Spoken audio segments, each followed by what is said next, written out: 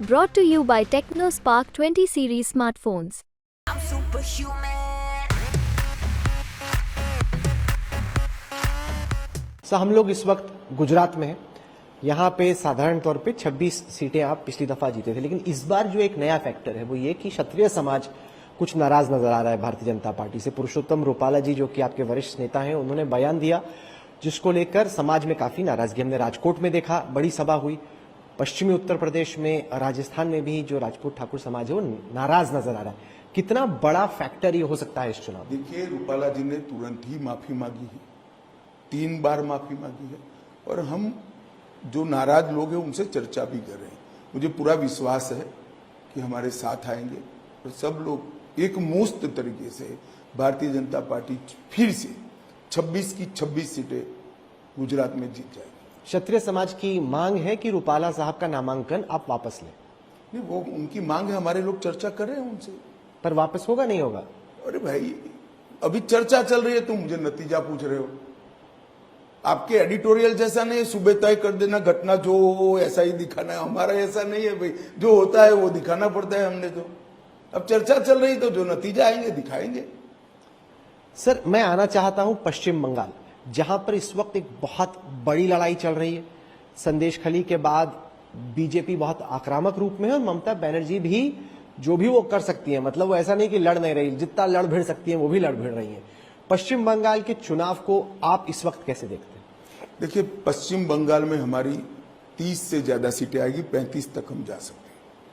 आपको लगता है इतनी आएंगी? आपके खुद के पश्चिम बंगाल के नेता तो थोड़ा कम ही करके बता रहे हैं, वो इतना हाई टारगेट नहीं चाहते हैं आपसे। उनको लग रहा है बहुत टारगेट ज्यादा दे रहे हैं। मैं भी पश्चिम बंगाल को अच्छे तरीके से जानता हूं। 8 साल से पश्चिम बंगाल पर बहुत डिटेल काम कर रहा हूं भैया। हमारी 30 सीटें आएगी, हम 35 तक जा सकते हैं। और बड़ी गंभीरता से, संजीदगी के साथ इतने बड़े चैनल को मैं बता रहा हूं। 30 से 35 सीटें आपको लग रहा है कि आज तो फिर तो ममता बनर्जी सिमट जाएंगी, मतलब कम हो जाएगा, बहुत कोई सिमटता नहीं है, हम बड़े हो जाएंगे। चुनाव में हार जीत होती रहती है भाई।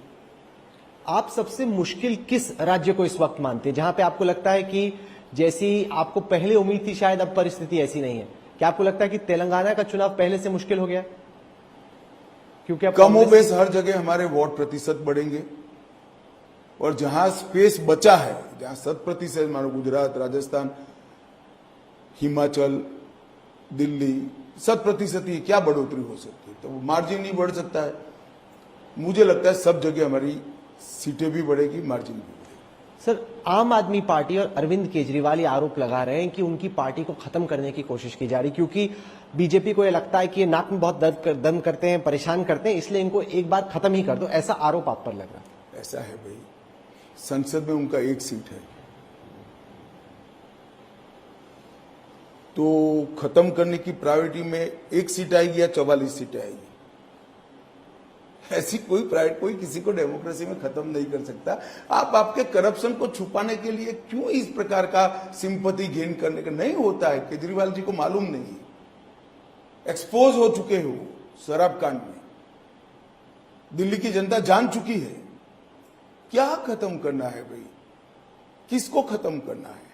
हम हमारी पार्टी बढ़ाने की बात कर रहे हैं, किसी को खत्म करने की जरूरत नहीं है। सर, पर तहकीकात में यह भी निकल के आ रहा है कि जिस बयान पर ईडी अपना दिल्ली के मुख्यमंत्री के खिलाफ केस बेस कर रही है, वो एक ऐसे आरोपी के बयान पे बेस्ड है जो कि पहले खिलाफ बोल रहा था, लेकिन अब अप्रूवर बन चुका है। और वो सोर्स आप पार्टी के अलावे हो तो बताओ, मैं जवाब दूंगा। नहीं, मैं तो इलेक्टोरल बॉन्ड्स देख के बता रहा हूं कि वो शरद रेड्डी जो हैं, जो कि औरबिंदो फार्मा के हैं, वो पहले सब पार्टियों को बॉन्ड्स के जरिए फंडिंग कर रहे थे।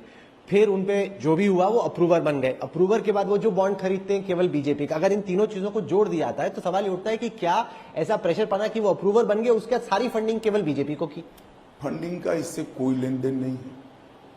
ये बॉन्ड उनके मध्य प्रदेश यूनिट ने, मेरे पास जो primary information Madhya Pradesh unit ने लिए हैं और रूटीन में दिए। ऑन द कॉन्ट्ररी होना चाहिए था, केस होने के बाद उनको नहीं देना चाहिए था।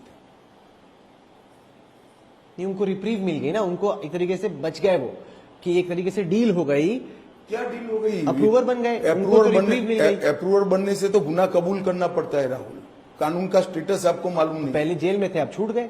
पहले छूट गए थे, बाद में अप्रूवल बने हैं। नहीं, वो तो डील हुई ना, इसलिए छूटे। नहीं, डील नहीं हुई है, पहले छूट गए थे वो तो। कब के? इसके 6 महीने बाद अप्रूवल बने शायद। तो जो अब इलेक्टोरल बॉन्ड्स पे बहस ऑपोजिशन छेड़ रही है, वो कह रहे हैं कि ये सबसे बड़ा घोटाला है, मोदी जी का घोटाला है। वो कह रहे हैं कि कहते थे कोई घोटाला नहीं, इसमें सारी चीजें निकल के आ गई कि जो केसेस थे वो लोग बीजेपी को फंड कर रहे हैं। अरे भाई, मेरी पार्टी को जितना फंड मिला है वो फंड में परसेंटेज निकाल दो केसीस वालों में, और केसीस तो हर व्यक्ति पर चलती है। अब टीएमसी को जो फंड मिला कोई छोटी अमाउंट नहीं मिली है, हमारी साइज से मिला तो 20,000 करोड़ होता है, बीआरएस को 40,000 करोड़ होता है, कांग्रेस का हमसे भी ज्यादा 9,000 करोड़ का होता है। वो किसने दिए हैं? इन पर भी केसीस है। केसीस एक सेपरेट प्रक्रिया है, इलेक्शन फंड एक सेपरेट प्रक्रिया है सर। इसको दोनों को मिक्सअप नहीं करना। एक नागरिक के तौर पे मैं जानना चाहता हूं कि सुप्रीम कोर्ट के इलेक्टोरल बॉन्ड्स पे फैसले के बाद इस चुनाव की फंडिंग पर क्या असर पड़ा? जिससे पहले फंडिंग हो रही थी। देखिए, मेरा बहुत स्पष्ट मानना है, कैश का चलन बढ़ेगा, बढ़ चुका है, बढ़ेगा। ये तो 31 को सब बैलेंस शीट आएगी तब मालूम पड़ेगा। कैश का चलन बढ़ेगा और कभी न कभी सबने सोचने के लिए मजबूर होना पड़ेगा कि ये इलेक्टोरल बॉन्ड अच्छी व्यवस्था थी, इसमें कोई खामियां थी तो उसको सुधारना चाहिए था।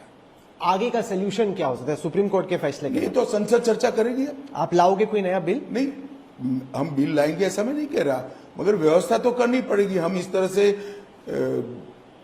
कैश से पॉलिटिकल पार्टियों को चलाने के पक्ष के नहीं है। आप बहुत अहम बात बोल रहे हैं। आप बोल रहे हैं कि आगे चलकर जब सरकार बनेगी तो कुछ ना कुछ आपको करना पड़ेगा। कुछ अहम नहीं है, ये भारतीय जनता पार्टी का, नरेंद्र मोदी का 2014 से वादा है कि राजनीति में से काले धन के प्रभाव को समाप्त कर। और अगर इलेक्टोरल बॉन्ड्स खत्म हुआ तो कोई नई व्यवस्था बनानी पड़ेगी।